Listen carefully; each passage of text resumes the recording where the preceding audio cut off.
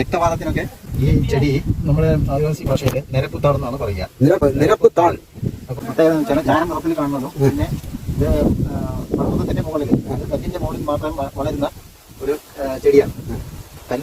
കല്ലിന്റെ കെട്ടിലും പാറപ്പുറത്തൊക്കെ കാണുന്നുള്ളൂ.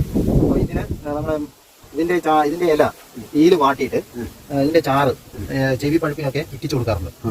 എണ്ണ കാച്ചി ഉപയോഗിക്കുകയാണെങ്കിൽ എണ്ണ സാധാരണ തലനീർക്കെട്ടിനും ഇത് എണ്ണ വെളിച്ചെണ്ണയിൽ കാച്ചി സൂര്യോദയത്തിന് മുന്നേ തേച്ചു കൊടുക്കും.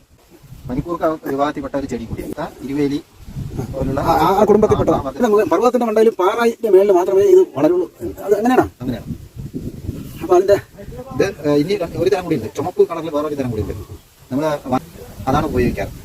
ഡ്രൈ ഏരിയ, അതായത് മഴ നിഴൽ പ്രദേശത്താണ്, അധികം മഴ ലഭിക്കാത്ത തമിഴ്നാട് ബോർഡിനോട് ചേർന്നിട്ടുള്ള കിഴക്കൻ അട്ടപ്പാടിയിലാണ് അത്തരം ചുമപ്പ് നിരപ്പുത്താളം കാണപ്പെടുക.